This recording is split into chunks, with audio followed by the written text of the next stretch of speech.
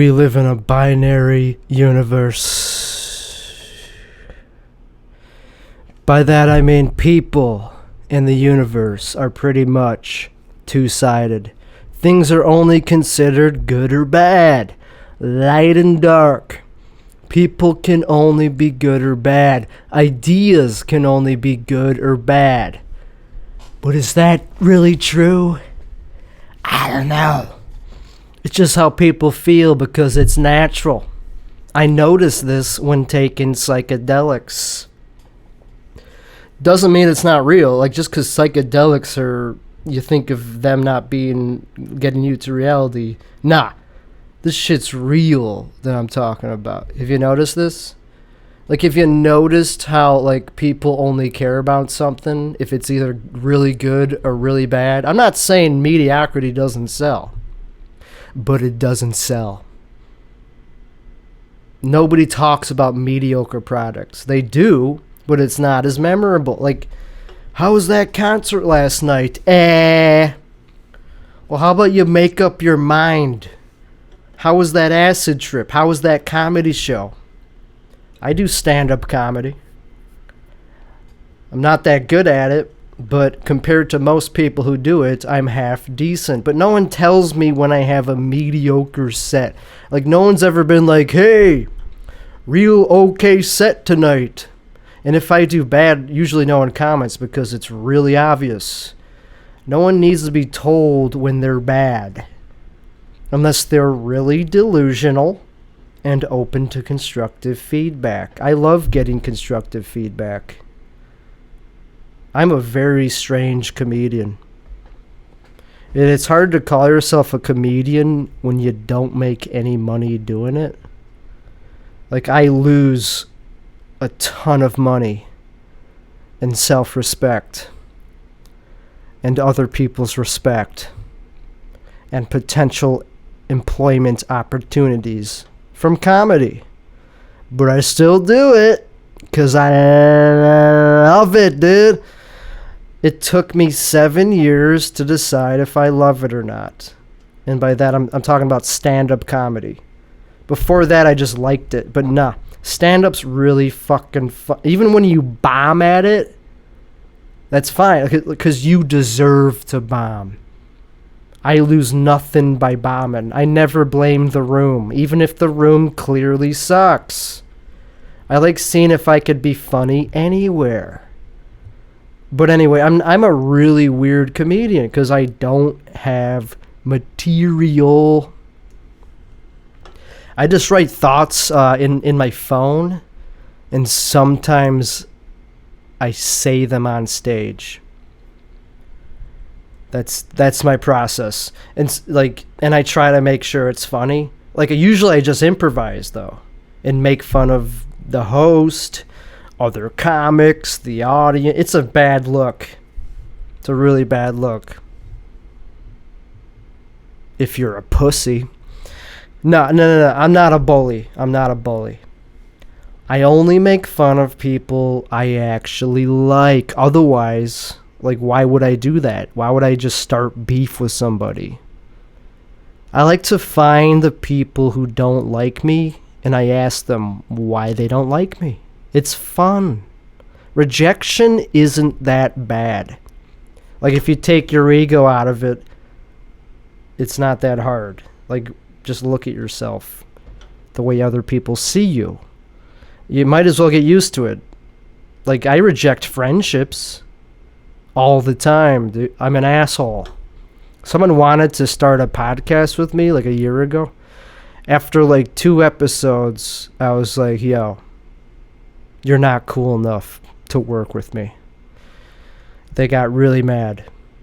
But hey, I was just being honest, dude. I don't do cuck comedy. It's really popular to do that instead of trying to get laughs. Most comics these days just virtue signal. They just spout out their anger at the world, and man, is that not funny. Like, I'm not woke at all, and I'm not even trying to be. Like, I don't care if someone calls me racist, transphobic, homophobic, Islamophobic, misogynistic, because sometimes being those things is hilarious. Ignorance is hilarious if it's on purpose. Like, I don't need some genius to point out when I say something racist. I know when I'm doing that. Doesn't mean I'm not funny. And people like to throw around the word problematic to refer to a comedy set. It's like not even to the person, not even to the, they're just saying, oh, like it's just about the words they string together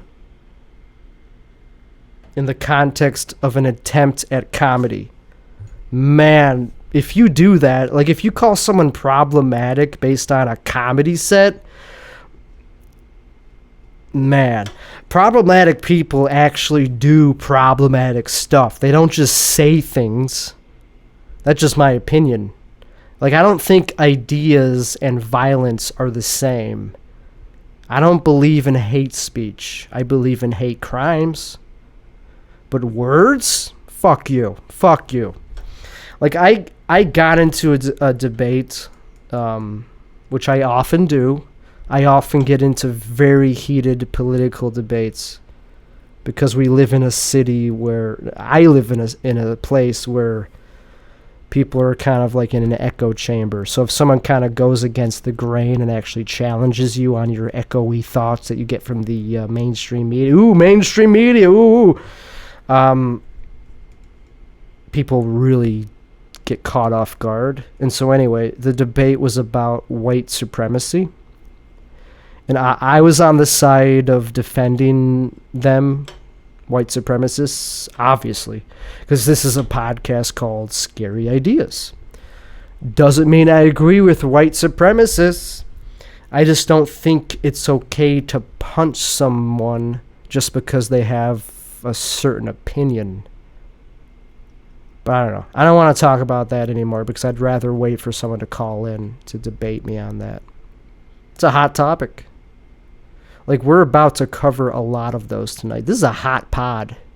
I'm drinking hard seltzer, dude. It's not White Claw. It's like a knockoff of White Claw or some shit. Like, I don't know. It looks like White Claw. But no, it's called Bon and Vive. Bon and Vive.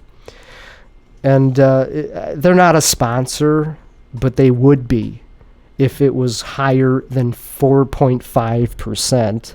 4.5% is not high enough for it to be a sponsor of this podcast because then you have to keep drinking, because then you have to drink a lot of it to get drunk, dude.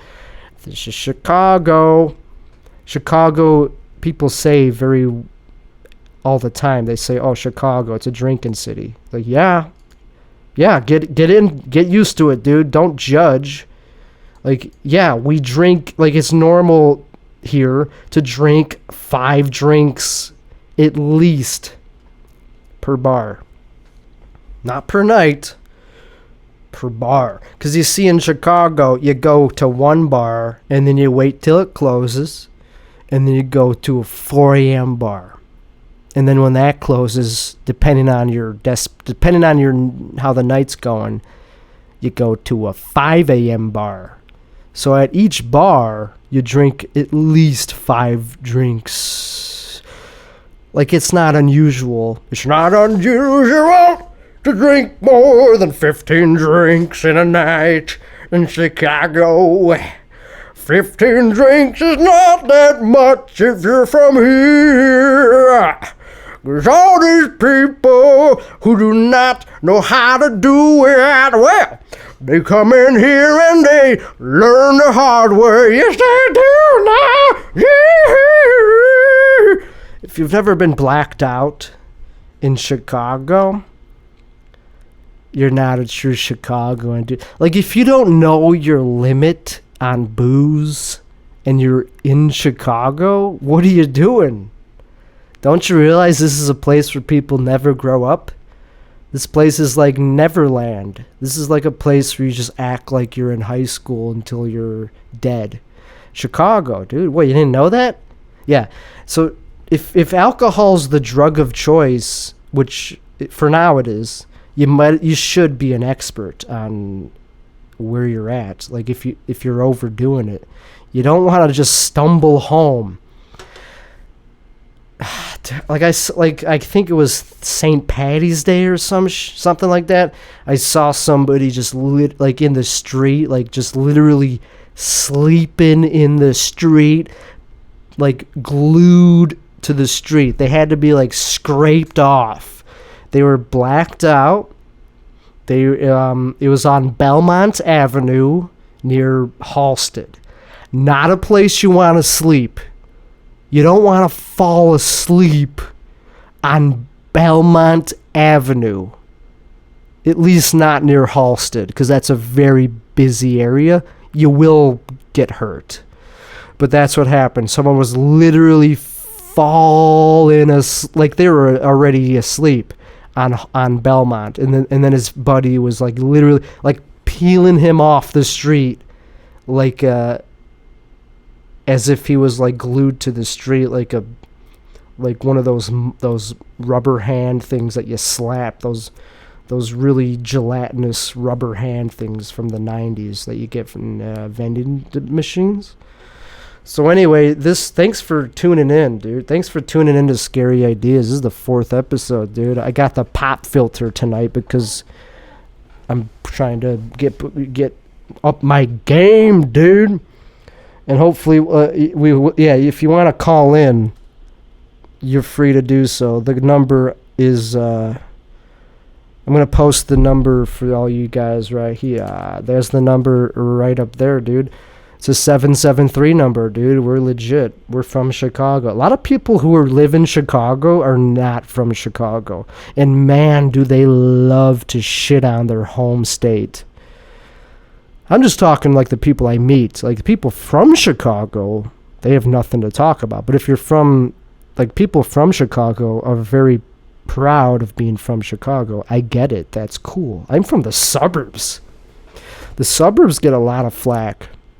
Like even if you're from like a suburb that's like 30 minutes from here, from Chicago, you're considered you're considered racist. If you live in like I don't know, Bolingbrook, if you live in like any suburb that's like a village, like what's a good example? Like Naperville. Oh man, Naperville gets a lot of shit. Everyone just assumes that if you live in Naperville, you're an asshole, which I get. I mean, there's probably a lot of assholes who live there, but that doesn't mean that it's bad to be from Naperville. Like, I'm from, I don't know, Buffalo Grove, a very affluent Jewish, it's not that affluent, but the part I lived in was affluent, dude. Big lots, dude. Custom built homes, dude. You had to have money to live in my area. That's why I'm so privileged. But being privileged doesn't mean anything. It just means you're privileged. Like, a lot of people were so privileged from my area. Like, I went to a big high school. I'm not going to... Okay, I'll say it. Adlai E. Stevenson High School. Why not? Am I not allowed to say where I went to high school, dude? I'm pretty sure I'm allowed to say where I went to high school. It was a bad high school, though. It was big. So you met every type of person, like mostly heroin addict. I hung out with the cool kids, dude, as in the kids who did not survive high school, like a lot of dead people I hung out with. But hey, that was my clique. Like, that's who I like to hang out with, the people who did Oxycontin. Like, what? You think I tried in high school? Nah. I was a terrible student. I got through it. Like, I did the minimum amount to get the degree. And do I use my high school degree? Does it look like it? Does it look like I used my high school degree? Nah. I barely use my state ID. Like, I'm a barely qualified human. But anyway, Stevenson High School. I'm not saying anything specific about that high school. Any high school that's in an affluent suburb probably had some kids who like to ruin their life, who like to self-sabotage. Like, I know kids, like I was saying, I hung out with the druggies, also hung out with nerds. The nerds did not like when I talked about drugs, though. They're like, wait, you do drugs? I was like, yeah. Yeah. Like, okay. We don't. We do math. It's like, okay, but I still think you're cool. Because I was like in between. I floated around. And, but the point is I did drugs in school. Like, not literally in school, but yes, literally in school. I did psychedelic mushrooms one time in senior year during my lunch break because somebody offered them to me. They weren't actually mushrooms. It was just a very mysterious white powder that this guy claimed to purchase from China on the internet. He found some dark web website. This was in like 2008. Like, this was before I knew anything about the dark web. Now I'm an expert on the dark web. But anyway, he got this psychedelic powder he said was like psilocybin. Now, I was super skeptical but I knew it was some sort of drug. But I was skeptical that it would actually do anything to me. So I was just like, hey, dude, I'll take some of that. And so he measured it out for some reason, like he used like a paper from a straw, like a packaging for a straw to measure out. Like, he gave me a little amount. I took this amount of powder. This is legal to talk about because it happened over 10 years ago. So the statute of limitations is totally good on this. Also, it doesn't matter because it's long gone. Anyway, I took this powder. I was like, dude, this shit's not going to do anything to me. Oh, okay. It's mushroom powder. So anyway, I took the powder. About 15 minutes later, I'm starting to look at people as if they're vegetables. Like, I was hanging out with the nerds very next period. I was like, okay, I'm hanging out with this nerd. He has no idea that I just took a weird drug, and he looks like a vegetable. And it was a good time. And then I just went on with my day. I only had a couple periods left. Like, I took it maybe 5th period. I think there's 8 periods in the school day. So I only had a couple periods left. And the only class I had was English. So English and anatomy. So English was fine, because who gives a fuck? It's just English class. You just write journal entries or something. So I just wrote a journal entry that didn't go anywhere. It was the easiest time I've ever had at school. And also, I was tripping out. So then I went to anatomy. And anatomy was more fun because we got to watch a video. It was like I was seated with this girl, because I had they gave you like partners, like study partners. Like, okay, this is your partner for the rest of the class, for the whole semester. This is your partner. And I told her I was on fucking mushrooms for some reason. I don't know why. But she was like, okay. And we were watching a video, so literally there was no pressure on me. But I was really feeling it. And then the class ended, and I remember the walk down the hallway to get out of the school. And dude, I just remember looking at people, and they were shape-shifting. Like, they looked skinny and tall, and at the same, like they were morphing. Basically, people's proportions were morphing. Their body proportions. And then I just got home, very safely, took the bus, even though I lived like less than a mile from the school. Could have walked, but who wants to walk? I was on shrooms, dude. So I got home, someone came over, And I told him I was on some sort of psychedelic. He was like, "Really? Yeah, you seem fine." I was like, "Yeah, dude, I am fine." And then the rest is history. And that was a really good experience. And then I did them again, and it was really good shit. Like it was not fake. So basically, the point of this story is that mushroom, like, if you have a hookup for powderized psychedelics, like powderized psilocybin, dude, Timothy Leary was right, by the way, about everything. Anyway, we're going to get into the first real topic unless someone calls in. You could call in at any time. Don't be afraid to call in. I know it's intimidating because this is on fucking Facebook. This is on Facebook, dude. So I get why people would not want to call into this shit. But that said, don't be a little bitch. Anyway, we're going to get into the first real topic of the evening, which is why is Wikipedia so biased? Like what happened? What happened that made Wikipedia become this biased outlet of information? And here's an example. I'm going to go right into the... Okay, we got a caller. Thank fuck. I did not want to go into that topic. Oh, thanks for calling. Hey, what's your name? Hey, this is Robert. Oh, Robert. How's it going, dude? Thanks for calling. Are you doing the podcast? Yeah, what? You can see it on Facebook? Yeah. It's absolutely live, yeah. I'm live right now? You are live on Facebook.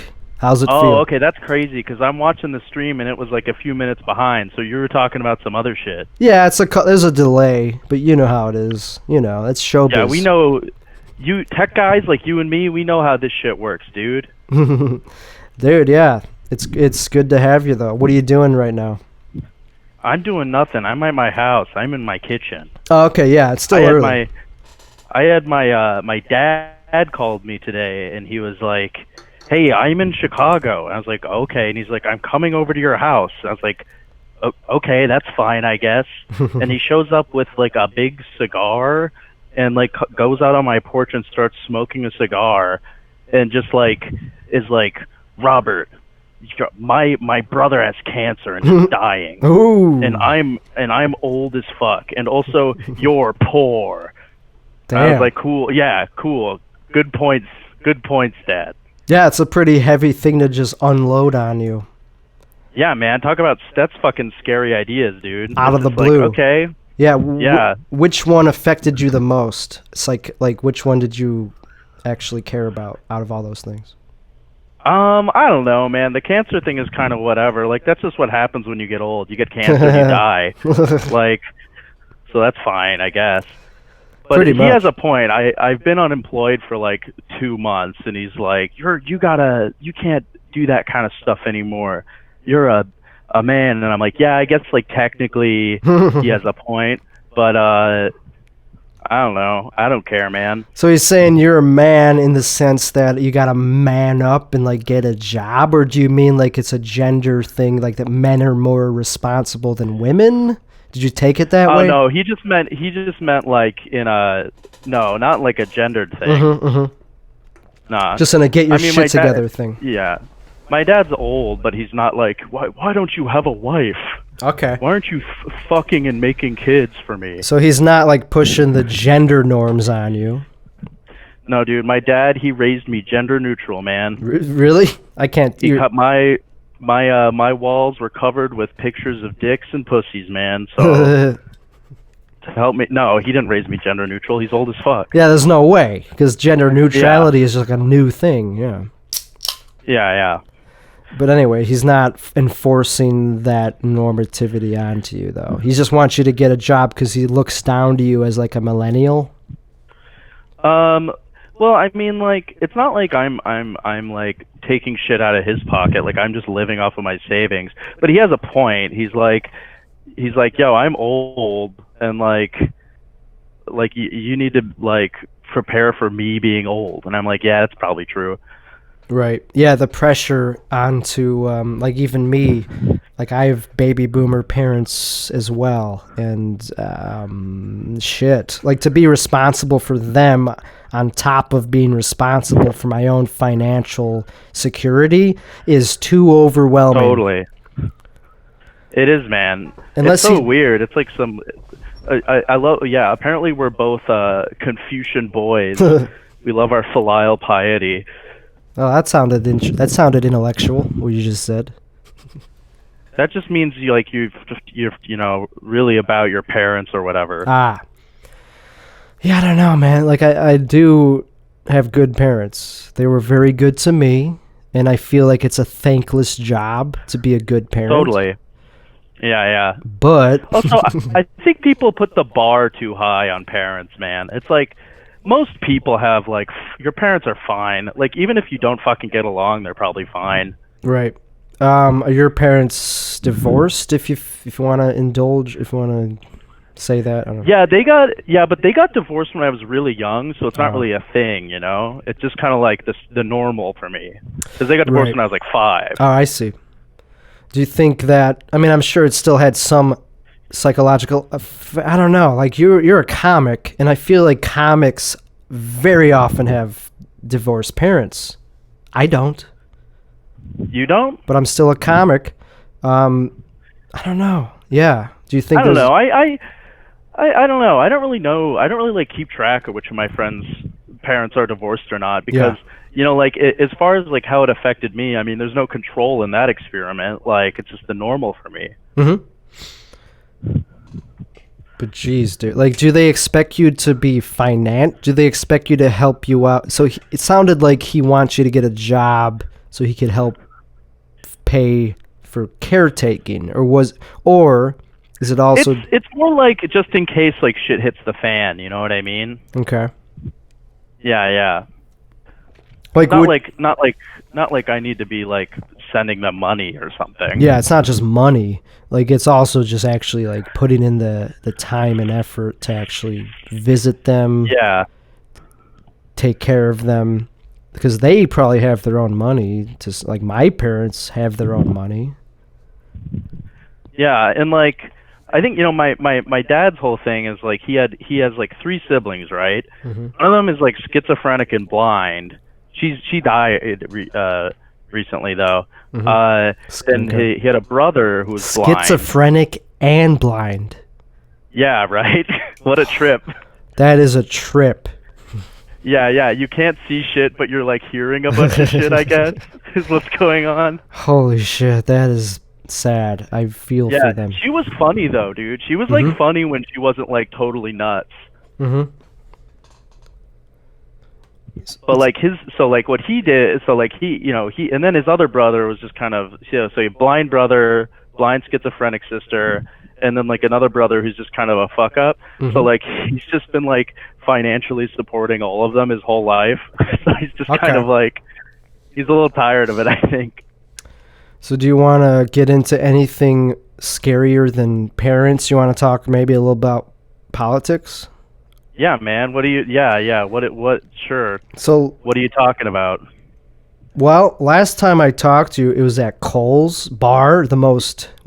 Who cares how you identify that place? But the point is we had a very good, like a very substantial conversation. It felt like where we did get into like Bernie. We talked about inequality of wealth. I think.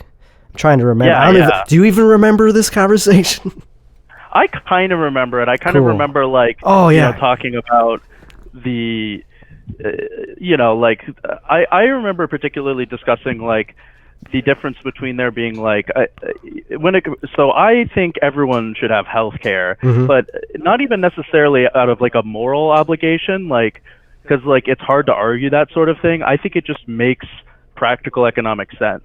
Right. Oh, okay. Yeah, that's right. We were talking about how if you just cut the military budget, that would give us more money to distribute to that program.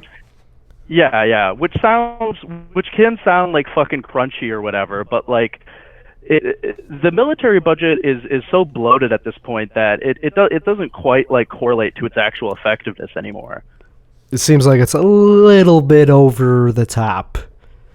Yeah, man. The And Navy keeps buying weapon systems that these like laser-based weapon systems to. So basically, like, sorry, I'm on a bunch of Adderall, and I'm gonna get super fucking hardware-y here no for a problem. second. Go ahead. So, like, the big paradigm in warfare for the last like since World War II has been aircraft carriers. Right. Like that's fucking meta or whatever. We have a shit ton. Yeah, man, we have like what is it, like 11 Yeah. or something, or 13? Way more than any other country. Yeah. Yeah, the second most is like Britain with like a 3, I think, and they're not even that Okay. big. Gotcha. Yeah, and but the thing is, like, when it comes to like a conventional war, most countries, even countries like Iran that aren't like have a decent military, but it's not like Russia or anything, have missiles that could easily just blow up an aircraft carrier, and there's just fucking nothing you can do about it. So the Navy's solution to this was to buy this like really expensive like laser-based weapon system. The idea being that like, so you have a swarm of these missiles coming at a ship, right? And like you can't shoot them all down because at some point you have to reload or whatever. So you get fucking lasers. Okay. But the thing is, like, they bought it for like billions and billions and billions of dollars. It doesn't even fucking work. And that's just like one example. Really? Yeah, because Yeah. I mean, the military budget just exists as a way to shuffle money around like the highest echelons of power. Yeah, I'm looking up military budget by country, and we're number one, by the way. U.S. By is a number lot. one, and it's we spend 643 billion. I guess that's per year, and that's the number 2 is China, and they spend only 168 billion. So Yeah, man. quite a margin there. It's crazy. It's crazy. So yeah, I agree that it's crazy.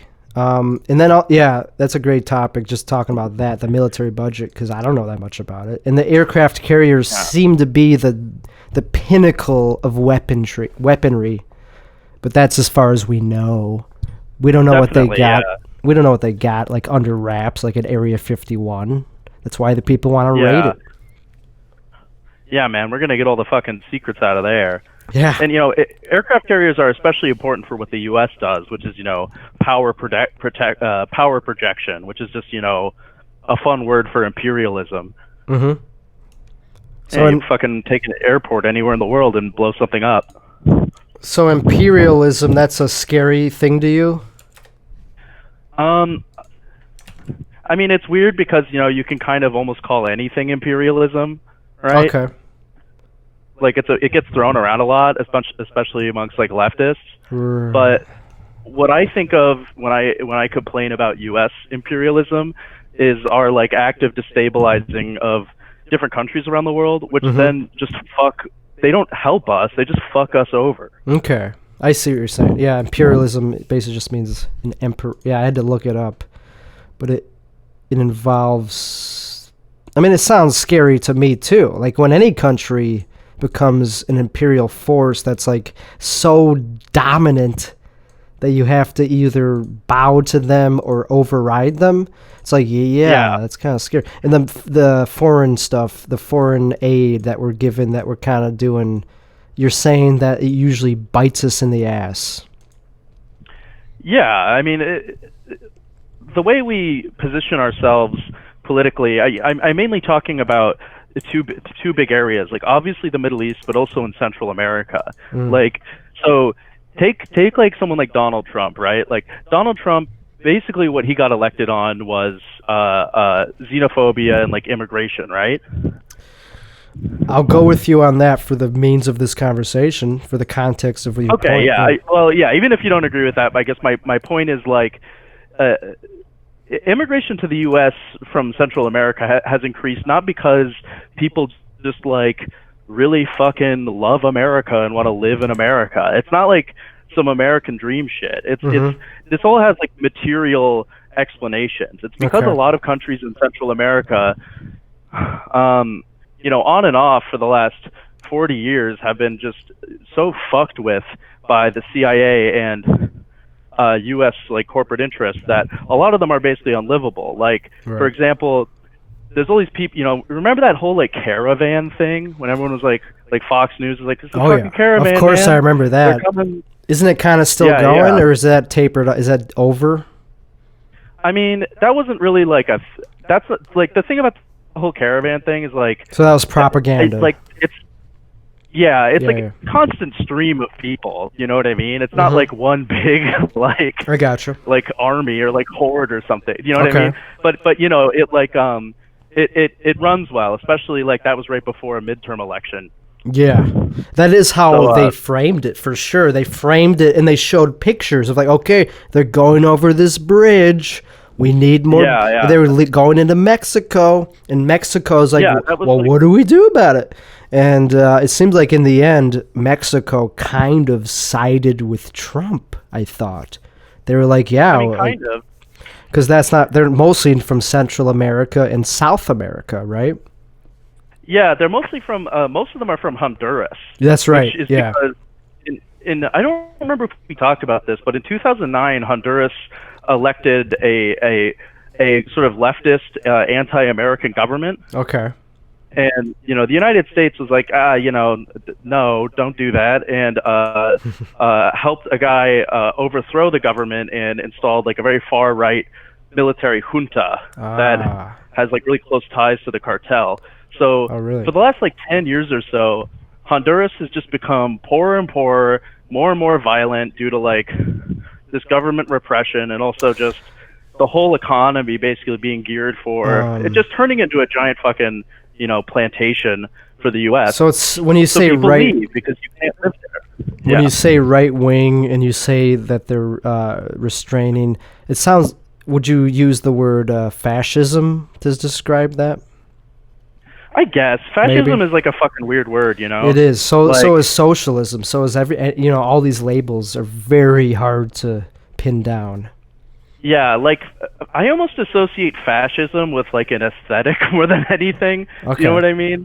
Okay. Like it's a certain kind of right winger that's also like I don't know, like I'm certainly not like an expert on like how people use that word or whatever. So for Honduras, you're saying the U.S. government, United States played a role in installing this person. Yeah, I mean most of the it was our project to do that. Mm-hmm. Interesting. And so and it's not because like American people are individually like shitty, and like I don't think the average American is like, yeah, fuck Hondurans, Right. But like people just don't pay attention to shit like that, to foreign policy. Like that's why that shit never comes up in debates or any of the. No, like it's never an issue in an election. Like the idea that maybe somehow like our domestic economic issues are tied to what we're doing overseas. I certainly don't follow it. It's so not interesting. It has to be like buzzworthy for us to care. But we do care now because of the migrants, because of the refugees. Like we totally care. But the actual thing that started it, that was not interesting. Same with Venezuela. Same with that's another country that's completely. They have legitimate refugees. I don't know if it was all our fault or what. But I think it's. I mean, it's not just our fault, but it is. It's basically. I mean, it's one of those things where the U.S. denounces a regime like the one in Venezuela, and then implements sanctions, and so do most of these European countries, and then suddenly the country becomes extremely poor, and then the U.S. government goes, "See, told you that shit is bad." Yeah. You had a pretty big role. I got what you're saying. It's so controversial. Like if you look up if you just look it up, Venezuela and socialism, you'll get results that say one or the other. They say, yes, it's socialism. No, it's not. It's so controversial. But who the fuck knows? Yeah. I personally err on the side of it was the result of our foreign policy towards them. What do you speaking of fascism, what do you think of like people who say like Antifa, who refuse fascism, who say that Trump Pence is a fascist regime? Um, I think they certainly play on like a lot of fascist tropes, Yeah. xenophobia, nationalism. Xenophobia, nationalism. Always, yeah, like and they're clearly. I think something that's pretty a key part of fascism is there's this like wounded pride, right? That's what Germany had, right? After Yep. World War One, they Yep. felt like we got fucked over, we got betrayed, and that's how like I think Trump supporters behave too. So I mean, there's definitely like parallels like that, and I mean, it's weird, right? Because in the sense, so Trump supporters behave that way in the sense they got screwed over by what? Obama? I think they've been personally. I mean, I think they got screwed over by, the ruling class and deindustrialization, and in a short, to keep it short, capitalism. Okay, Trump supporters say that. No, I don't think they. No, I don't think they say that. Oh, but okay. I think that's what happened, and I think someone like Trump came along and like gave them an outlet for their hatred, which is essentially like, yeah, it's fucking immigrants did this and the Chinese did this or whatever. Gotcha. So not rich people like me. We didn't do it. like when you say that they have you're saying that the Trump campaign or whatever administration has aspects of fascism, and you mentioned the xenophobia and the nationalism. Do you think? Yeah. Do you think nationalism is a bad thing inherently? No, I think there's examples of like pretty productive left nationalism. Okay. Like really? after Ireland gained its independence, Irish nationalism was very tightly bound with socialism and wealth redistribution. So like there can be left nationalism. What does that have to do with Ireland? So they like it because it's more socialized, but it's like a left wing thing. What does that have to do with being nationalistic? That just sounds like a leftist thing we became pro social. What does that have to do with being nationalistic to Ireland? Because I mean, all of Irish nationalism exists in opposition to the British Empire, which for a long time, impoverished them and like deprived people in Ireland of like property and like the means of production. So in that context, it's a healthy nationalism. Yeah, I would say so. I gotcha. That's fair. But it's also, the other thing is, I mean, who knows? Because Ireland has never really had, I mean, unless you count Protestants, like an actual minority. So, like, who knows what, like, like, I mean, there's so many European countries like that are like, yeah, we're not racist. And I'm like, well, yeah, but you guys are just all, like, there's, like, first of all, like, a million of you, and you're all right. The same ethnicity. So, like, whatever. Yeah, it's interesting. I mean, and we could probably talk so much more about this because everything you're saying, like you're giving me great things that I could dig deeper into. But also, I don't disagree with you on everything either.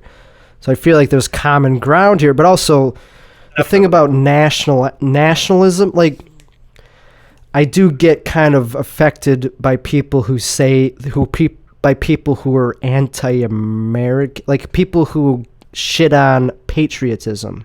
Like, what's wrong with being nationalistic to America? I think because, I mean, what American patriotism has become in the last 15 years or so, basically after 9/11 is like it's a bunch of trash, it's all it's all been co-opted into like, yeah, I mean, look at like the Patriot Act and stuff. You know, like suddenly militarists had a monopoly on what it means to be patriotic, right? My understanding of the Patriot Act is that it allowed the government to spy on people.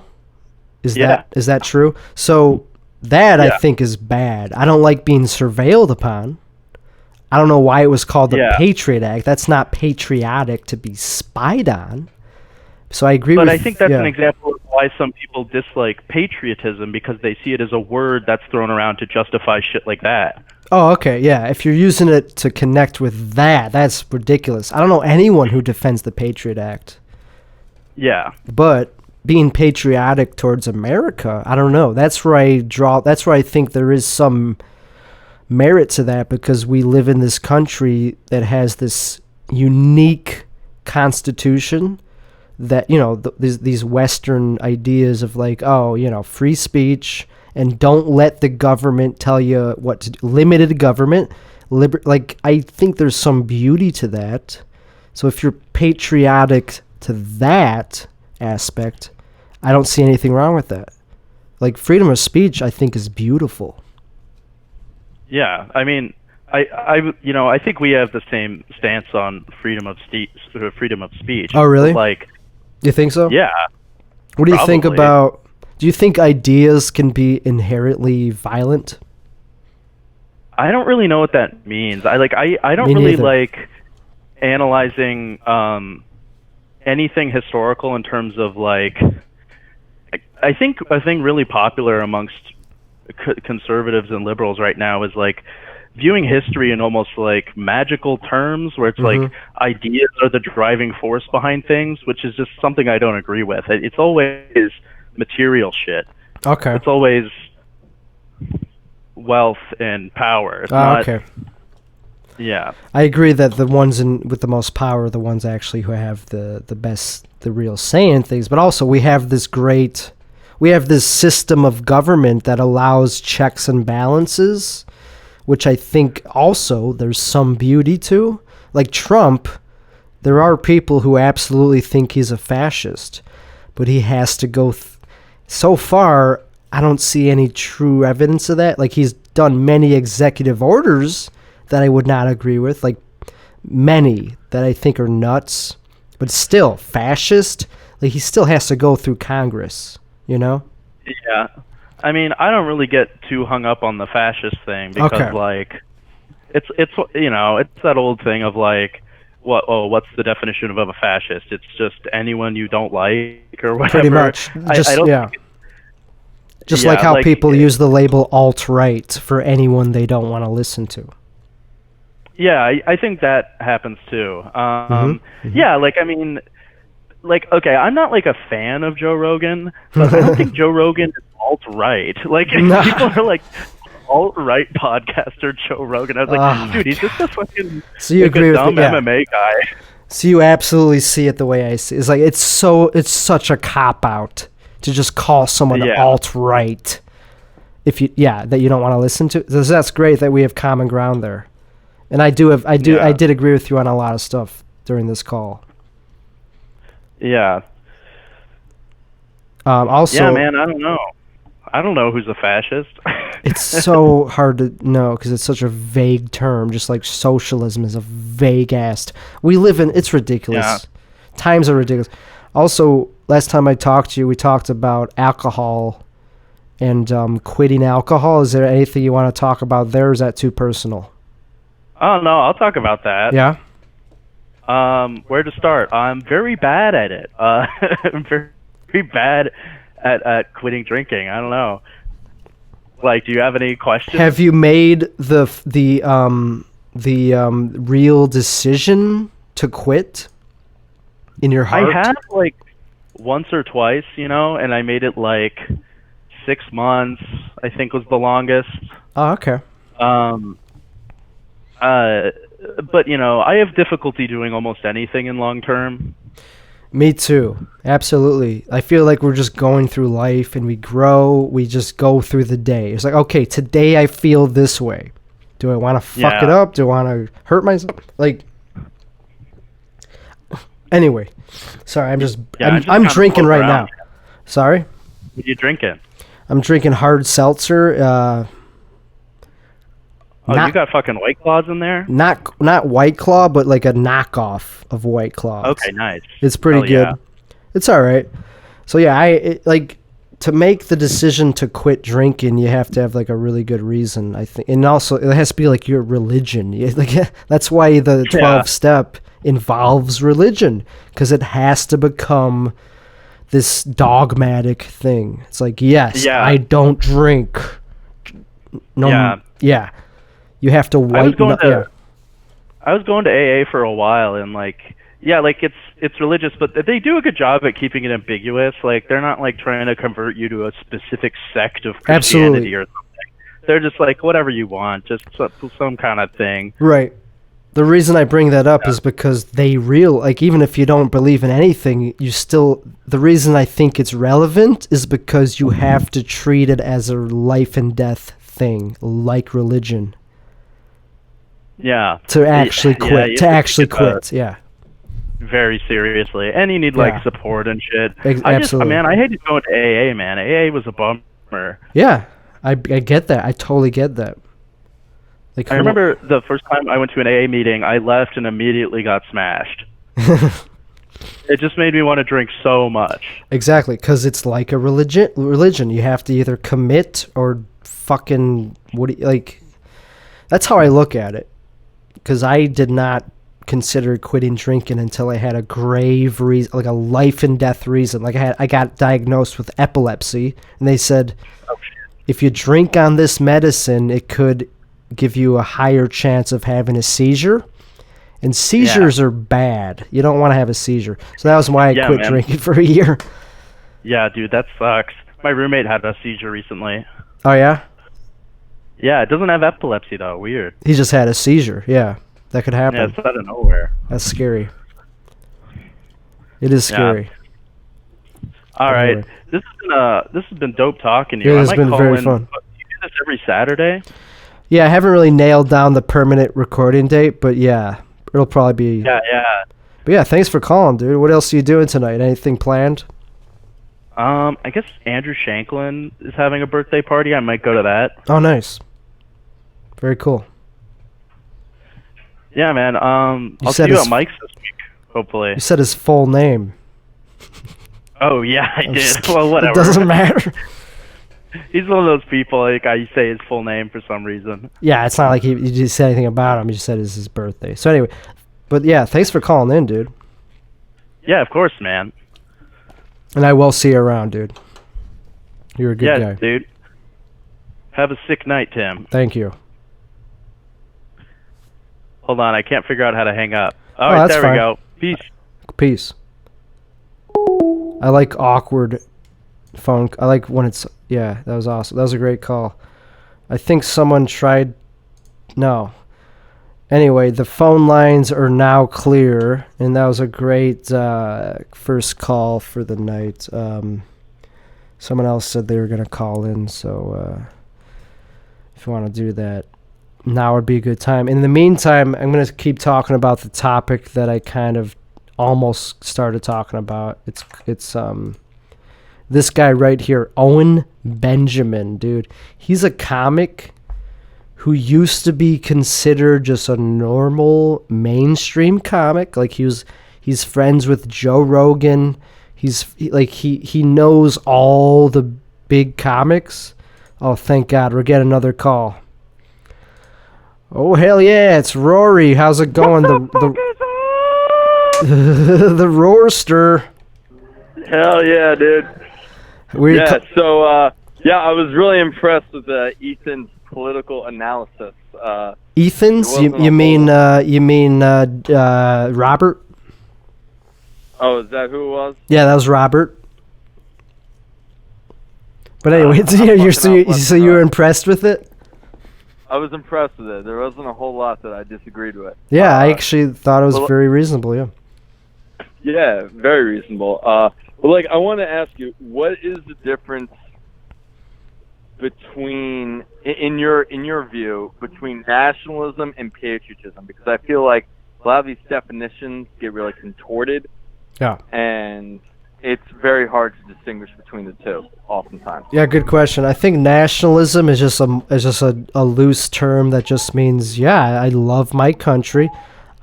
Or just being pro your nation, just being like, yeah, I'm pro-America in any context. Like, it's such a vague term that it could mean anything. Patriotism is more radical. It's like, yeah, I love my country and I will die to defend it. I think in the way that I've sort of seen those two things as separate, I feel like patriotism, in the way that I've always perceived it, leaves more room for criticism of one's country. Whereas really? nationalism, I also think that like nationalism and country often mean two different things, right? So like someone, for example, an Irish nationalist, since Robert brought up the Irish thing, an Irish nationalist is not necessarily someone who lives in Ireland or supports like the Irish government. Oftentimes, Irish nationalists were very opposed to the Irish government, right? Especially when the Irish government, like before, especially the Irish Kingdom, because when the Irish Kingdom was in power, it was like a Protestant-dominated government.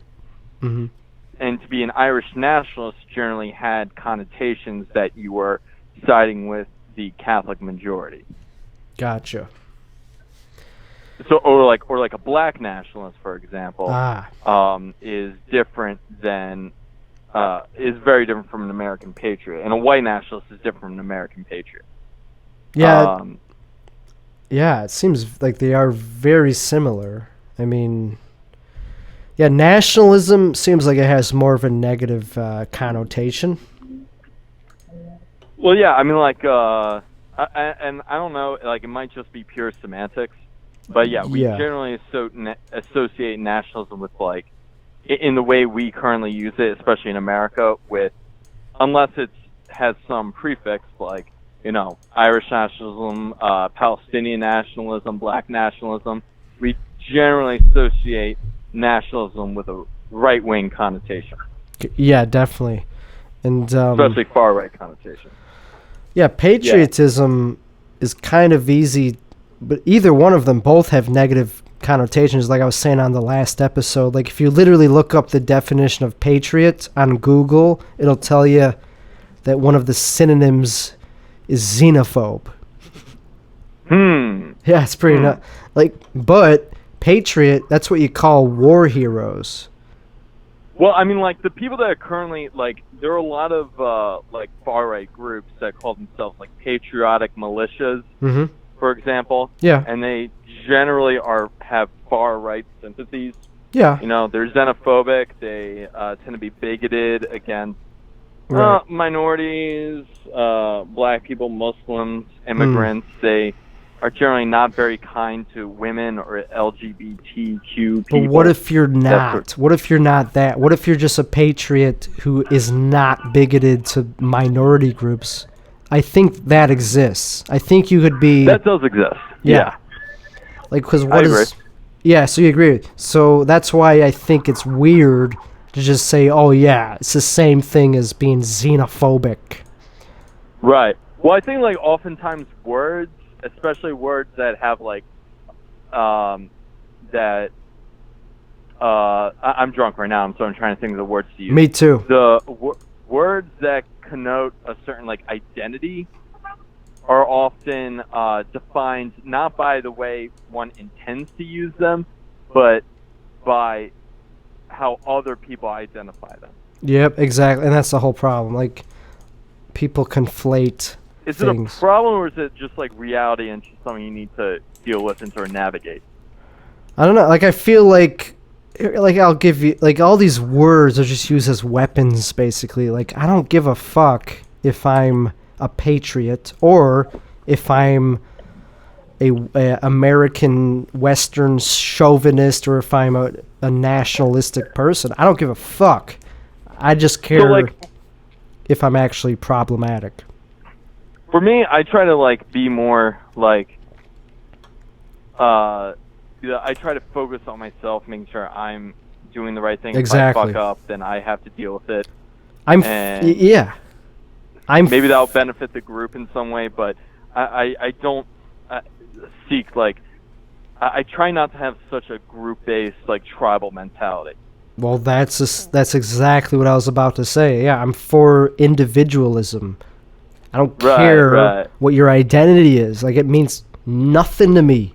I care about your ideology a little bit, but it does. Even if I disagree with your ideology, hey, what's the problem with that? I'm not a bigot. That would be a bigot if you're just gonna reject somebody based on that. So, Like, if you want to be, I guess the reason that it's such an issue is because of immigration, because of all these issues of like welfare and socialism. Do we want to become more socialized? Do we want to hand out all these things like universal basic income? Like, to be an American, to me, I think just means you're for the Constitution. I don't like. Well, the interesting thing about universal basic income, a lot of people don't know this. Universal basic income was an idea that started among right-wingers. Really? As a way to replace the welfare state. That's very interesting. Yeah, look up Friedrich Hayek. He had ideas about the universal basic income. He promoted it in his day. Milton Friedman promoted the negative income tax. Even I was nervous enough about bringing up the guy I brought up last week, and this guy is way more radioactive. Charles Murray. Charles Murray promoted. Yeah, Charles Murray promoted the universal basic income. Not saying I like Charles Murray, but he did promote he has promoted the universal basic income. Gotcha. So it actually even among people that would be considered far right, and let alone right wing, those people have often promoted the universal basic income. So it's interesting that right now the Democrats are the only people, but it's only like a certain percentage of the Democrats, like Andrew Yang, who I dig. I think that guy's a cool cat. And Republicans are fighting it. I find that very interesting. That is interesting how it shifted to the left, but it was started in the right. Yeah, that's interesting. Yeah. I mean, so like a lot of people, like I know a lot of people who say that the entire political paradigm has shifted so far to the left that it's becoming a problem. But if you talk to a lot of left wingers, they'll tell you things have shifted to the right to the point it's becoming a problem. And maybe you could argue that it's shifted both to the right and to the left, just in different ways. You know? Yeah, it depends on the issue. Like, people really like to... I mean, obviously, it becomes very crystallized where people, if you're on the left, you have to agree with everything on the left. Right. Otherwise, you get called alt-right. So Andrew Yang is obviously a Democrat 2020 candidate, and he's pro... You just said he's pro universal basic income? Yeah, he's very pro. So you're for him. A lot of people love talking about him. I'm digging Tulsi Gabbard, man. Tulsi Gabbard is... Oh, really? Shit. Yeah, I love her. I've heard her name. So she's also on the she's a Democratic candidate. Yeah. She's very anti-war, which I think is the most important thing about her. That's hot.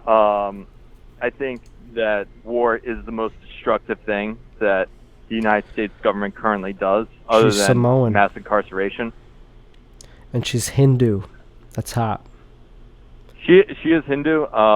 She's not of Indian descent. Interestingly enough, I believe. Right, Samoan. Her father is Samoan, but it's actually her Caucasian mother who converted to Hinduism. Gotcha. Wow. Yeah. Yeah, I mean... I believe her father was like a Christian culty guy. Okay. And raised her to be like a conservative Christian person. So you agree with her? Is there anything you disagree with her on? My disagreements with her are not enough to outweigh her opposition to perpetual war. Do you think... And for me, the most important issue is war. I think that's the worst thing that the U.S. government does. And she was also very good on criminal justice issues. Oh, okay. Do you think... And spying. Do you think Trump is like a warmongerer? Yes and no. Yes and no. I think in practice, I think he concedes to the war-hungry generals that operate in the deep state, and he has continued to support the worst elements of American foreign policy, continuing to support Saudi Arabia's genocidal campaign in Yemen, for example. Gotcha. Things like that. And he bombed that Syrian airbase.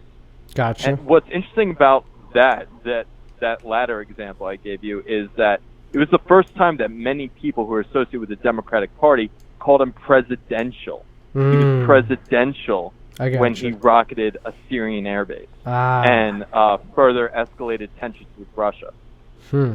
Okay, so he actually escalated tensions with Russia, even though even though everyone thinks he's like Putin's puppet.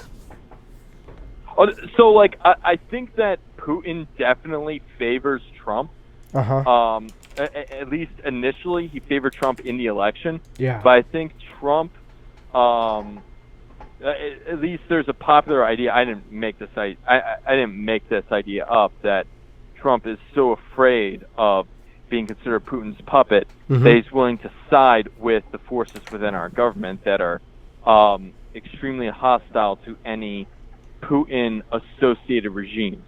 And that's why he's also very supportive of the CIA's coup in Venezuela, or that's why he rocketed the airbase, things like that. Okay, yeah, it seems like you're willing to you're at least not a radical against Trump. No, I mean, I think that you're realistic. Trump has a lot of problems with him. Yeah. There are many things that I despise about him, but the things I despise the most about him are the things that are not unique to him and are just business as usual. Hey, I mean, he ran on the campaign of I'm going to drain the swamp. And do you think... Right, and he hasn't. And that was all bullshit. At all. Yeah, I gotcha. No, yeah. He's only deep in the swamp. Yeah, Andrew Yang is a very compelling candidate for people in my demographic, people like you and me. People come up to me, they're so passionate about him. But also, I feel like that's kind of like the same thing as Ron Paul. People were passionate about him. Doesn't mean they're going to make the candidates. Doesn't mean they get the nomination. I mean, Ron Paul is another example. There are a lot of social issues that I disagree with Ron Paul on. But the fact is, he was opposed to perpetual war. Yeah, I feel like vigilantly Yang is the new Ron Paul. In many ways, I wouldn't say completely. Just in the sense that he has a passionate base, but not big enough to get the. Right. Who do you think will get the? Who do you think will get the nomination at this point for Democrat? I can't say. Not at all. You've no. I'm suspecting it's either Warren or Biden. Oh, really? Yeah. Not Bernie? I am very skeptical that it will be Bernie. Unless Bernie gets completely bought out, I am skeptical. Because Bernie is too...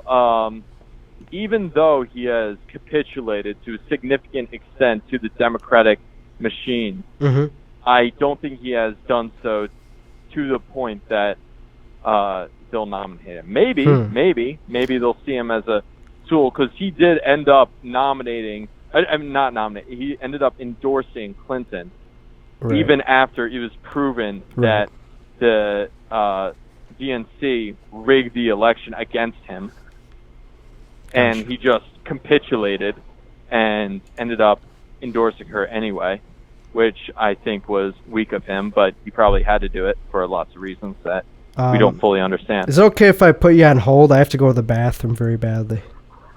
Yeah. Okay, I'll be back in 2 minutes. I have to take a piss too. Yeah, okay, that's fine.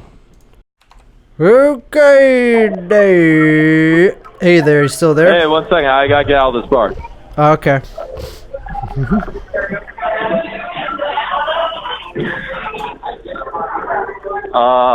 So, by the way, when you put me on hold, was I still audible to the people listening? No. Oh, good. Yeah. because I just took a piss.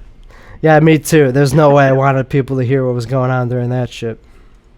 Yeah, so I had to go so right, bad. what Go were we ahead. talking about the election? Basically, but if you wanted to change subjects, that's fine too. Like, what are you doing tonight? Yeah, I'm at an album recording. Ooh, whose? Yeah, I don't want to say who. You don't want. That's fine. That's fair. That's fair. Yeah. Yeah, this is Right. So I want to clear up something because I feel like the last time I called in, if anyone ever finds that, I left a bad first impression because of the person we discussed. That's right. You told me in person yesterday that you were kind of like you wanted to just clear it up. So I'll give you that chance to do that. Yeah. So the guy we discussed was a guy that I mean, obviously I've told you before. You kind of look like the guy. Right. And also, you want to disavow? I'm not disavowing him completely. Okay. I'll disavow much of what he says. Okay, so the guy's Mencius Moldbug. His real name's Curtis Yarvin. He is one of the key developers of what's called the neo-reactionary movement. And he's one of these guys who, very much like Karl Marx, I appreciate their critique a lot more than I appreciate their alternatives. Gotcha. If you get what I'm saying. Okay. Yeah. So right. It's like their criticisms of the current system, I think, are spot on. Like Karl Marx's critique of capitalism, I think is spot fucking on. It's just that I don't have a lot of confidence in the alternative system that he proposes. Yeah. Which I would probably agree. Yeah. And it's very similar to a lot of these super reactionary guys who I agree with a lot of their critiques of the current system, especially when they critique the neoconservatives, like George W. Bush or Dick Cheney, and how they're very much products of a system that has been building up since Woodrow Wilson. But the system that they propose as an alternative, I find kind of scary. Absolutely. It's not just scary. I mean, yeah, the Karl Marx example is obviously a very good example. So it's like, yeah. Yeah, I mean, like, Karl Marx is absolutely right about virtually everything that's wrong with capitalism. Everything that is wrong with capitalism, I totally agree with him on. Gotcha. Even though Karl Marx actually said some good things about capitalism. Because, he does agree that capitalism has brought about an abundance of development, and it led to a lot more people being educated, it led to a lot more people being exposed to modern medicine, but it's also created an extreme amount of stratification and inequality. Absolutely. Like, capitalism has many defects, but what is better? You know? Yeah. Like, it has a death toll. Broken down. People say, communism, it leads to 40 million deaths. But so did capitalism, and just less direct. Just harder to measure. But if you lose health care, if you're poor, that's capitalism's. You got to blame something. Yeah. And it creates this massive anxiety among people that makes them weird around each other. Where they're like, I'm worried that, just like my conversation the other week, like, I'm worried that at this juncture, if I say the wrong thing, do the wrong thing, I'll lose everything. And Absolutely. That's very much a product of capitalism. And that's why we're doing this, because we do have the freedom of speech here. I mean, there's still consequences. Yeah, always. But not legal ones. Professional consequences. Yeah, exactly. And even under countries that promote freedom of speech, they will, if you take it to a certain point, they will punish you. Well, there's look limits. At Julian Assange. There's limits to. Well, you're right. You're right about that. Yeah. Anyway, There's one more dude who wants to call in. Is it cool if I let you go? Yeah. Cool, man. Yeah, just so like, yeah, I want to cap it off. Like, the guy that I, recommended the other week, if when you research his views, I don't agree with many of his views. It's more of his critique of the current system that I appreciate, similar with most Marxists. I gotcha. Yeah, cool, man. Thanks for clearing that up. And obviously, you're welcome to call back anytime, dude. You're one of for sure, man. One of my friends. Cool, man. Yeah. All right, thanks, Roaster. All right, see you, Tim Bob. Peace out. Peace. That was dope.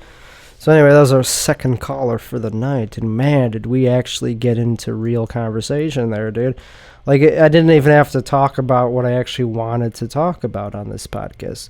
I had a bunch of stuff prepared. Like, I was going to play, like, YouTube videos. I was going to go on a deep dive of Owen Benjamin, but this is a call-in show. So, like, the goal is to get call-ins, and here's our next caller coming in right now. Hey, how's it going? Is this Ethan?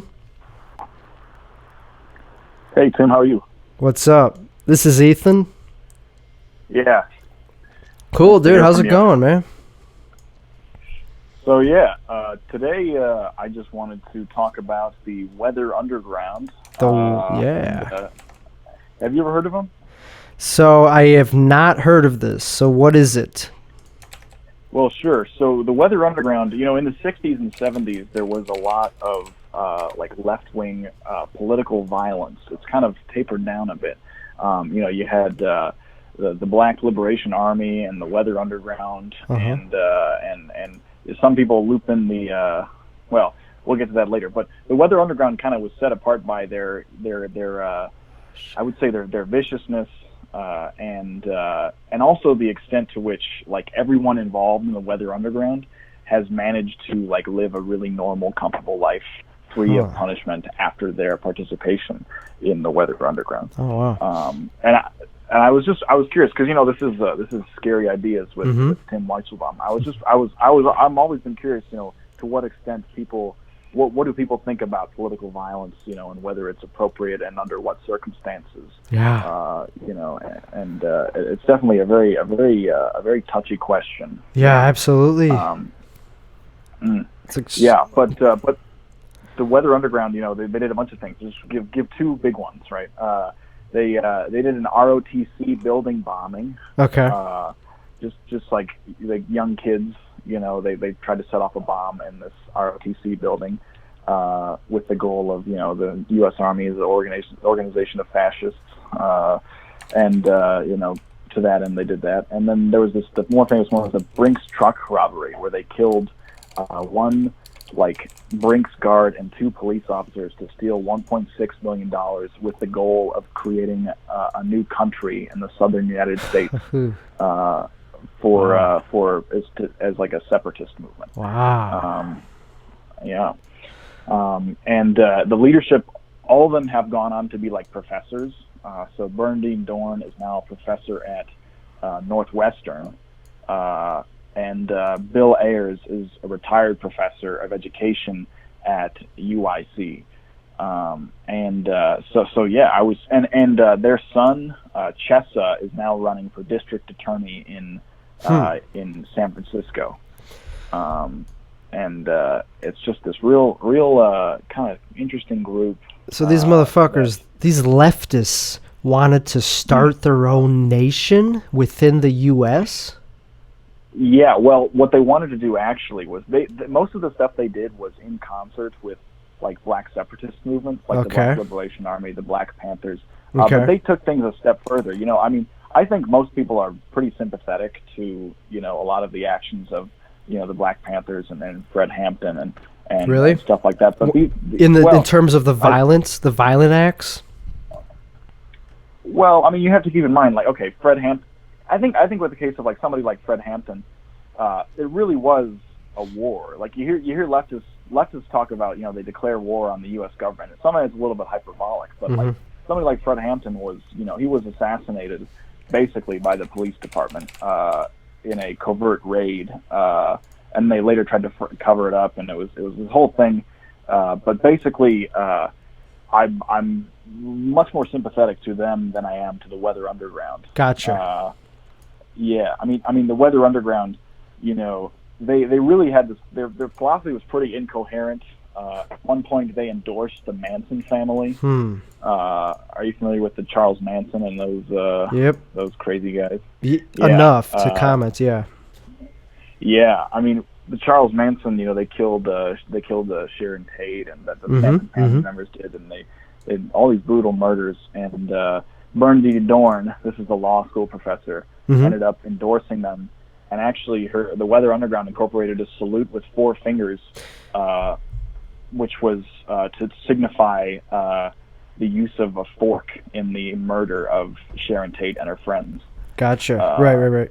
This is fascinating. And these are, yeah. The reason it's fascinating... Go ahead. I'll let you finish. Go ahead. No, please.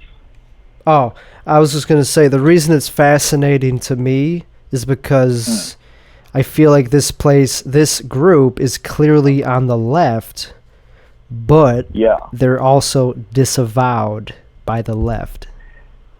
Definitely. They're called a radical left They remind me of Antifa, as if, but a future perspective on Antifa. Like eventually, yeah. Yeah, I mean, it's such a great question, right? Like, because obviously, you know, that's such a big question right now on the left, is to what extent is political violence appropriate? Exactly. And Antifa even is much less extreme than the Weather Underground. I mean, the Weather Underground is all about like terrorism, bombings, and stuff like that. It depends who you ask. Yeah, you're right. Antifa does not bomb, but you never know. I mean, they're for direct action. They're for 24/7 protests. They're for doxing people, for property damage. At least that's what it says on the Wikipedia page. I don't know. What do you think? Sure, yeah. Well, I think there is this strain on the left of, you know, by any means necessary, right? So, like, basically, given that the goal is to prevent another outbreak of fascism, any means, including violent means, are appropriate. So you're saying Antifa is actually saying that? Well, I'm not totally sure if I would ascribe that to Antifa. Okay, Antifa. Okay. But I think there is like a strain of thinking on the left that is, you know, by any means necessary. Some people, yeah. Not really a lot of like, you're not going to try to like go through the courts, for instance. The radical ones, yeah. Yeah, definitely. But I think what's so interesting about the Weather Underground is that, you know, they're like uniquely vicious and confused in their ideology, and they haven't really been disavowed by large segments of the left, and they've also managed to live these very comfortable lives after their crimes. And it's pretty like this guy Chesa, who's the son of these two, you know, Bernadine and Bill Ayers. He's running for district attorney in San Francisco, and he's running on a ticket of ending mass incarceration. And he talks about like, oh yeah, I had to visit my dad in jail. We have to end mass incarceration. It's like, well, your dad is in jail because he killed 3 police officers. You know, isn't that a little weird? Yeah. I mean, it's 2 police officers, one Brinks security guy, but yeah, I mean the Weather Underground, man. To be fair, this does appeal to me too. This appeals to me even, and I don't identify as a leftist, but man, do I agree with some of these things they did. Like it says right here that they took part in actions such as the jailbreak of Timothy Leary. They freed him from prison. So they actually kind of were tapped into like why he did not deserve to, like Timothy Leary. I talk about him on this podcast because I think he's awesome. So they supported some people that I think are fucking awesome. They liked Bob Dylan. It's like they're only active between, you know, the late 60s to the late 70s. Of course they're nuts now. But like back then, I probably would have agreed with them on many respects, to be honest. Well, definitely. I mean, definitely they're like a lot of people on the left and radical activism in the 60s and 70s. They had they had like an ideology that you know was very well thought out. I think you know, the Weather Underground is a little bit more confused than maybe like, you know, the Black Panthers or something else. That is, I mean, they were doing drugs, dude. They were doing LSD. They like, of course, they looked dumb. Now, like, what do you think? But even then, that's also like, of course, we both agree that the Weather Underground are pretty irrational, but sure, they sprouted from the same place that the civil rights movement sprouted from. In that era. Well, I mean, like back then, it was dope. It was dope to be a civil rights advocate because that was the time to be one. Like Martin Luther King. If you read like these people, like memoirs of revolutionaries, there was this overriding, like this sense, like, oh, revolution's going to happen like next year. You know what I mean? Like they really believed, like the Maoists always said, our movement is growing. Right. You know, even when it was like losing 10,000 members a year, it was like there was never.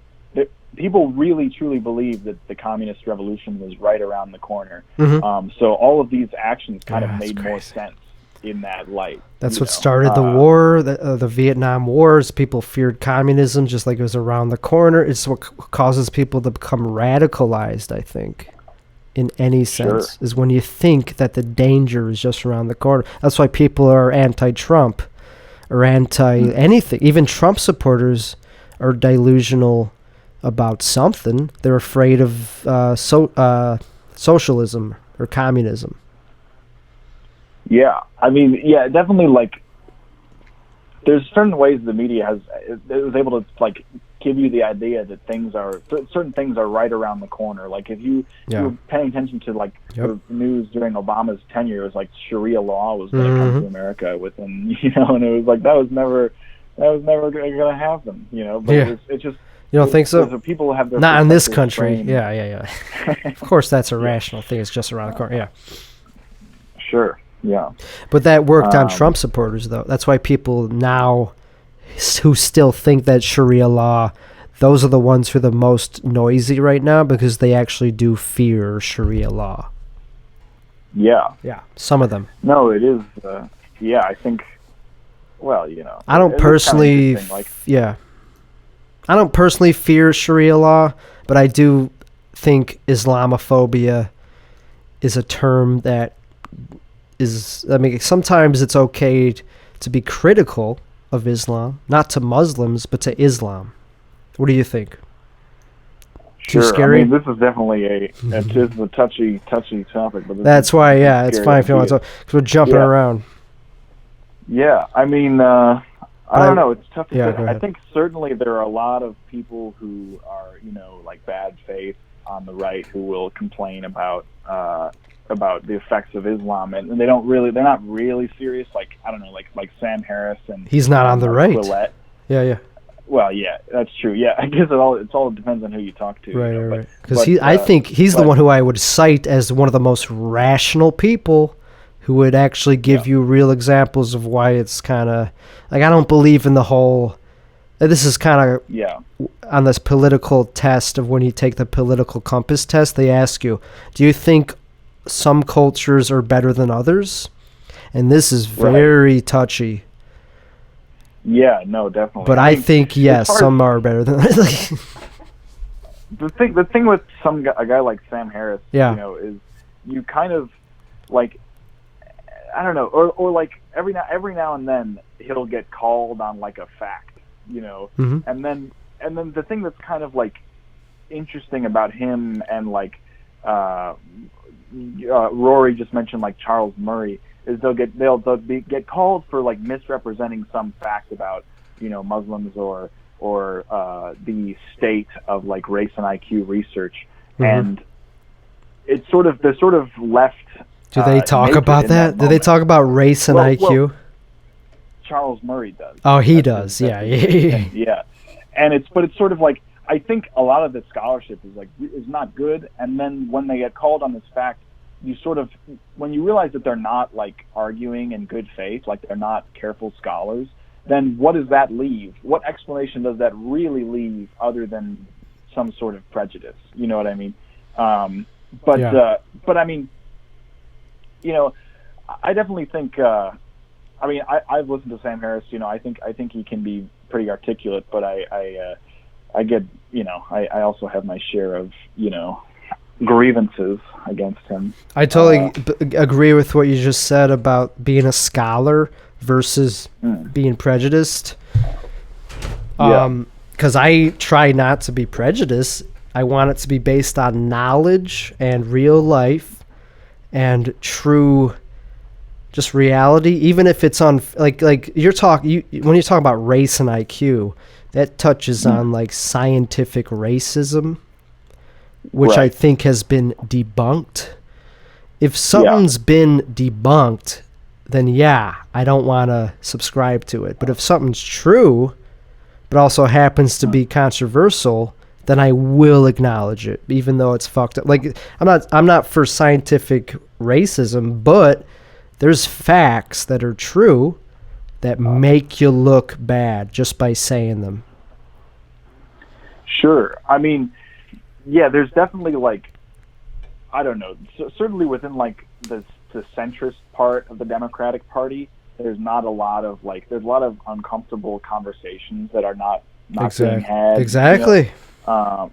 And like people don't really, like especially on the left, people don't really know how to have like incredibly uncomfortable conversations, just because it's like, you know, you either have the right position or you're a bigot, you know. And, exactly. And like I'm not, you know, I think definitely, you know, there's a place for calling people a bigot, especially when you can prove that they're not coming to the argument honestly. You know, if they're just like, if there's someone like Charles Murray, where I feel that, you know, their scholarship is low quality and they're just kind of, they have an axe to grind ideologically. But at the end of the day, like, you know, if you say like, I mean, so if the Democrats say we need to end Trump's policy of immigrant detentions, right? And then the Republican says, okay, so are you for open borders? Mm-hmm. And they say, well, no. Yeah. It's like, well, you need to be more specific. You need to like, you can't, because this is kind of like you're playing hide the ball right now. The Democrats are, in the sense of like, exactly. If you can either be for strenuous defense of the border, or you can be for some sort of porous open border, but you can't really have both. And I personally, I'm a sort of a socialist, so I err on the side of open borders, but I think at least you admit to that. Well, you have to be very honest about like, exactly. Like, I've had that very conversation. I've had people say, "Oh, it's racist to have the detention centers," but then I've said, well, it's sort of like, the reason why they're having family separation is because it's illegal to detain children in immigrant detention centers. So the family separation policy came from a humanitarian concern. Not saying it's definitely not, you know, it's not. Wait, great. So they're saying it was, you just said it's illegal to detain minor illegal immigrants? Yeah, it's illegal to hold minors in immigrant detention centers where their parents are being held. So that's why you would separate the family, because the alternative is letting the alternative is not detaining the parents, which is the course of action that the Trump administration is they prefer to detain the parents. Who started that? Who started that rule, though, that it was okay that you have to separate them? It was not Trump. I'm not totally sure about that. It was pre-Trump. I know just from going on. Yeah. Of course, Obama had detention centers with those foil, those whatever, those blankets. That was Obama too. The thing. I mean, our immigration policy being, you know, barbaric and or at least vigorous in enforcing the border is not new. I mean, deportations rose during Obama. Exactly. So you are in the end. So we agree that it's a pretty non-radical procedure to simply enforce border protection. Yeah, well, yeah. I mean, it's in the sense that it's not. It has not historically been a partisan issue to have to have like a clearly defined border. Right. But only recently has it come really into focus. But yeah, I mean, it is sort of interesting, like how you can't really have this conversation on the left. It's like, well, what do you want open borders? What do you want? You know what I mean? And you know, if people are skeptical about that, then you have to you just have to tread very lightly, you know. Yeah, I've never gotten that far in the conversation. I just go, oh, so you don't want to protect the borders? You don't. So what are you for? Are you for open borders? And they say no. So you actually are willing to say that you err on the side of open borders. Yeah, I mean, you know, there's the obvious thing of like, okay, if we opened our borders tomorrow, probably, you know, 150 million people would come here tomorrow, right? So you actually admit that. I think open borders, they have to happen as like a gradual thing. I don't think anyone would be served by, you know, 150 million people coming here tomorrow. Least of all the 150 million people that came here tomorrow. So, you know, I don't think that's very wise. And I think a lot of the reason why the immigration crisis is happening is because we have this sort of draconian foreign policy that destabilizes countries, especially in Latin America. So this is all, you know, of a piece with like a socialist, more socialist administration. So that the fact that we the fact that we have foreign policies that destabilize these Latin American countries, that's one of the reasons that you're pro letting them in? Well, certainly. I mean, okay. Well, let me ask you this: I would err on the side of not destabilizing foreign countries. Absolutely. So then, what about? Because the truth is, no one. If you come here from like Guatemala or whatever, you don't want to leave your home. Right. You would prefer. I mean, nobody wants to leave everything that they know, and so like obviously the like preferable solution would be to have all these countries as like prosperous and. So why only these? So when you say open borders, does that also include every other country on the planet, like Europe? Well, I think it has to. I mean, I don't think you can single out. Just checking to make sure you're being consistent. Country. Yeah. No. Well, definitely. Like one thing that like. In the white nationalists, they'll talk about this a lot, is like Japan, right? And like no one's yelling at Japan for not admitting immigrants, right? Because Japan has like this ethnic interest, right? In maintaining a homogenous society. So I think if you want to be consistent, you have to criticize that and say, well, no, if you're a wealthy society, you have an obligation to the world to, you know, admit people and things so like that. So you're criticizing Japan? I think so. I mean, okay. I guess I suppose. I get it. Well, I mean, I suppose I have to be consistent. To be consistent. So you're saying Japan should also have open borders, or every country? I think so. Well, I think the future is I don't think the future is to have these like limited access states, some of which are wealthy, some of which aren't. Or these ethnostates. Yeah. And you're again, anti-ethnostate. I think so. I mean, well, okay. I would say I'm anti-constricted movement. I think I approach it from like a civil liberties perspective. People should have the right to move freely. I think at the end of the day, people will sort of congregate into ethnostates in a free, if free movement happened. I mean, I think people think fundamentally like they want to be around people that look like them, and I think there's like people think tribally, you know. Yeah, I agree. Yeah, there's probably some truth to that. So it's quite possible that you know, ethnostates or at least ethnic enclaves are the future, but I think that should happen, you know, in the context of people should have free movement. People should there should be some, you know, recompense for like the horrors that the U.S. has committed in its foreign policy, you know, and I just but I don't think there's nothing necessarily wrong with like an ethnostate. I mean, it's not really controversial, right? That's a scary idea. That's a great thing to say. Keep going. You think it's not controversial to say that? I mean, when I took geography in high school, and literally the textbook said the most stable type of state is an ethnostate enclosed within a border that contains primarily people of a certain ethnicity. Like that was literally. So this is like, I don't think this is a controversial idea. But you just said you're pro open borders, though, so that would sound like a closed border, or at least a well-maintained border in that example. Well, I think we have to distinguish between, like, okay, ethnostates, are they bad? Not necessarily. Is it bad to restrict free movement? Yes, I think it is. Okay. So I think that, there's nothing necessarily wrong with that, but I also think, like, to have the U.S. maintain itself as an ethnostate, I mean, that's not really justifiable, in my opinion. But you say that about any country, though, not just America. You say that about Japan, anywhere. Definitely. So you're just saying it's okay if it naturally stacks up that way, but you should not restrict people who want to freely go there, live there. Yeah. Immigrant. No, I don't think so. Hey, okay. I mean, that doesn't sound too bad to me, but also for you to admit on air that ethnostates are not necessarily... Yeah, I agree with that. There's nothing inherently bad about an ethnostate. It's just that people are afraid of it. But hey, we're not talking white. We're talking just any ethnicity. Yeah.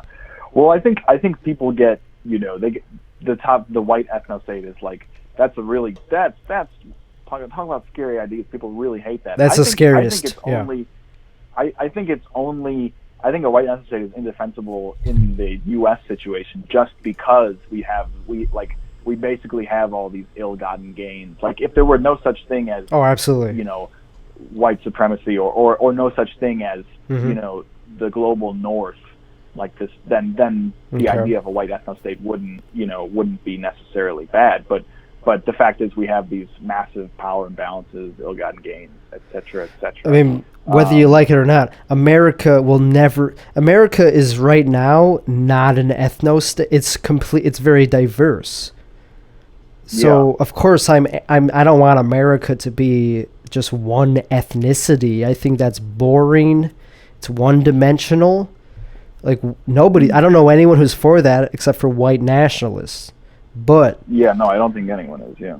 But I think America has something unique about it, that it has the First and Second Amendment. It's like, as long as you want to be a little bit, as long as you agree on those two, like the freedom, that's what conservatives that I talk to like about. They're not all bigots. They don't want just white people. The new ones, not the old ones. I'm talking young, new conservatives, like Candace Owens, like, she just wants freedom that's not based on identity. Like, we like anyone. We don't give a fuck where you're from. Just be a little bit for freedom and liberty. That's what we're talking about. That's just my point of view. Sure. Well, it's interesting you say that. I kind of, the way that I look at it, the future of the Republican Party is like white identitarianism. Well, that's how you look at it. That's why you identify as socialist. But that's fine. I'm not digging on you. I'm just saying that's fine. Yeah. I know that people look at it that way. Do you think all Trump supporters are white supremacists? Well, I mean, look, that's such a loaded term. I mean, I think... So you don't? I think... I don't know. I mean, okay, what's a white supremacist? It's a loaded term. You're right. They have bigoted ideas. I mean, everyone has ideas that they've internalized. I think like, okay, someone like Richard Spencer, you could say, yes, he's a white supremacist. I think it's hard for me to see a person who votes for Trump who doesn't have some sort of bigoted ideas. Some sort of blind spots. But I mean, look, that's honest. I don't think that's unique to. I think the same thing. I don't know. I think the same thing is true of a lot of Democrats. Of course. Think the same thing is true. I mean, you have to admit, nobody has no blinds. Like, does anybody? Is like, very few people are untarnished on some issue. Certainly. Does that mean it's not okay to vote Republican? I don't know. No. Well, I think the thing that sets Trump apart is that he's like in this tradition of like right-wing populism which is sort of, I know that, the word fascist is loaded as well, but I would describe Trump as definitely like, engaged in fascist rhetoric, if not like a functioning state fascist. But I'd have to see the example, because there's many there's many components of fascism. There's the ultra-nationalistic part. There's the authoritarian part. There's the opposition of the suppression of opposition part. So I don't know. I don't see it. But like I was saying, also another loaded term is just Trump supporter. That's a loaded term. People in our sphere, and I'm very, you're my peer. Like in our sphere, Trump supporter is the most evil thing you could be. Would you agree? I think it's up there. I think definitely like there's very little tolerance. Because I'm in your sphere. I'm a comic in Chicago. Kind of like that. Yeah. Yeah. I know what I'm talking about. There's nothing worse than being. And I mean, I disagree strongly with Trump support, but I also don't like the tendency, to not talk about like things like open borders, right? Mm-hmm. Because I really think that if you made the case for open borders to a lot of Trump supporters, they probably would, stop being that. Like if like, because I think the crucial issue for a lot of Trump supporters is fundamentally demographics, and like what is. I don't. And it's, I think there are just so many like really like untouchable issues that Trump supporters don't like, that no one really wants to talk to Trump supporters about on the left. They kind of right. So, but you're saying that you could convince. What do you think is the crucial issue for Trump supporters, if not demographic? No, I agree. Well, demographic. You mean like race, ethnicity? What do you mean by that? Demographic? Yeah, the composition of the country. I think that there's a lot of Trump's base has an interest in maintaining.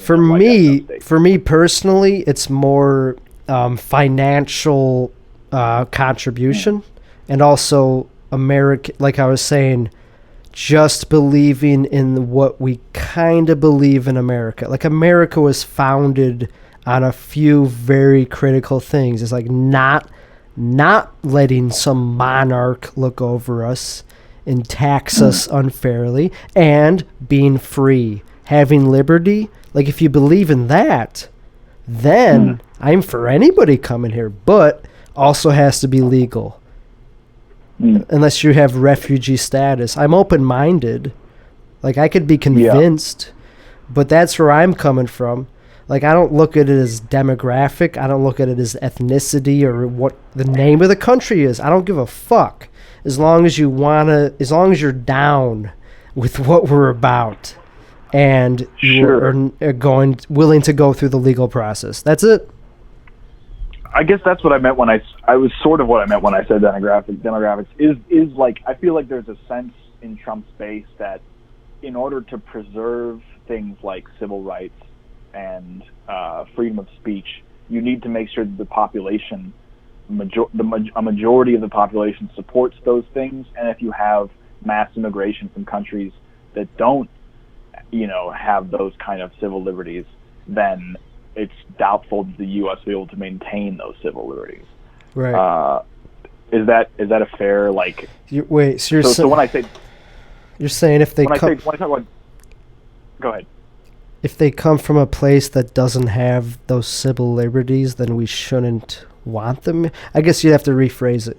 No, I'm just trying to summarize the Trump supporter argument. I don't believe that that's like a valid, syllogism or whatever. What isn't? The fact that are you talking about what's not valid about the thing I just said? Yeah, rephrase it for me. Okay, so the thing I said was that Trump supporters believe that people don't believe in civil liberties who are immigrating here, and therefore, when they fundamentally change the composition of the U.S. won't be able to maintain those civil liberties that the U.S. citizens currently enjoy. The composition does, yeah. Yeah. I don't care about the composition unless they're Americans. Yeah. If they're Americans, great.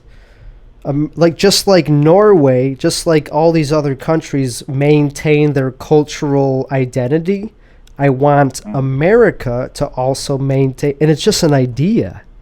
America's just an idea, like I was just saying, First and Second Amendment. So we don't give a fuck about your ethnicity or the composition.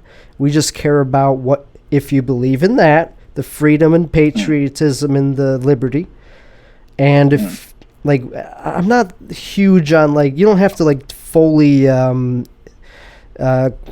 whatever the word is, become American, like, speak the first language, assimilate. I don't care. Just be a little American. Come here legally. That's the Trump argument. At least that's the ones I talk to. Not all Trump supporters are the same. It's a range of people. Some are racist. Like, I can't speak for all of them. But some are just what I was just saying. We don't care about your composition. We don't care about your ethnicity. We do care about the finances. We care about citizens getting the benefits first, probably, because that makes sense. It just makes sense. That's it. Yeah. No, I mean, I think definitely, like, if you want to have this conversation, you just have to talk about, like, open borders, whether or not that's appropriate. You know, like, I'm not for open borders. Like, yeah. Well, but that's great that because you're the first caller to actually have a real discussion. You're not the first. But tonight I had some great conversation. But this is the best one of the night. Oh, well, thank you, Tim. I appreciate that, and I think you know, in terms of open borders, I mean, like I said, it would have to be a gradual process. I don't think it's like a thing that you can do overnight. But I am fundamentally for that. That's very honest. That's consistent. You're consistent, and you've said things I've never heard a leftist. Would you call yourself a leftist? Is that a mean thing to call you? I don't know. I'm kind of in transition right now. I feel like it's a mean thing to call you. I'll call you How do you like to identify yourself? Anything or just a person? I think just socialist. I mean, that's, okay. I don't. Yeah, I think that's a great. I'll call you a socialist. That's. that's like, but I mean, really, like, it's so ill-defined. I mean, no, that's not true. It has a long tradition. I guess I just, you know. I just don't see the use in labels as much. I mean, there's so much you can do just, you know, without trying to, like, create the fully fleshed out ideology. You know, reading all the right books and stuff. You don't need to do that to, like, you know, vote for Bernie. You know. Yeah. Yeah. It just sounds like you know what you're talking about from a very deep root, and also you're consistent. So that's why I respect you. And you're a funny comic. And thanks, man. I appreciate that. You're funny too. Yeah, I forgot that we're comics because it got so serious. It was great though. Yeah, no, it's well, it is interesting. Comics, it is. I haven't had a lot of political conversations with comics, but I usually have my best ones with you because I feel like you don't you're not timid, you know, you'll kind of talk about anything, you know. Hell yeah. So it's nice to talk with you always. This is an all-encompassing podcast, just like comedy I feel should be all-encompassing. I don't like people who just focus on actually I don't care. I don't want to get into a tirade about shitty comedians. But I like, that's okay, because I do mushrooms, so like all-encompassing things, like Timothy Leary. That's why people are just people, and if you have a crazy idea, that still came from the same machinery that we all have. Anyone could be evil. You never should. Well, there is something kind of frustrating when, like, you'll be doing, like, I feel like people will listen to a comedian and they'll kind of, like, pretend that they'll be shocked, but they're shocked in a way that they're pretending they've seen less of the world than they actually have. Mm-hmm. You know, like, they're kind of like, they pretend to be like, oh my, that's so shocking. I mean, there's certainly, you know, you can get fatigued by shock comedy, but I also think, you know, I mean, you know, we've had this conversation before. But yeah, I mean, that's why I always respected your comedy, was because it was always, you know, dancing on that, like, what is the audience comfortable with trying to, like, see, trying to do stuff that's, like, actually... I'm not woke at all. I don't try to be woke. Well, I think you happen to have these beliefs that I strongly disagree with, but that has the side effect of making your comedy fun to watch. Thank you. Yeah, that makes that's why I started this podcast, and I think at this point it's a good place to wrap it up. Thanks for calling in. Of course. And I'll see you around, and feel free to do it again. This was great. All right, man. All right, Talk dude. To you soon. All right, peace. Peace. Anyway, that was the show, dude. That we had some good callers tonight. It lasted like 2 hours. That was a long show, and you heard it here first. People respect my comedy, so don't let it. I'm not a hack.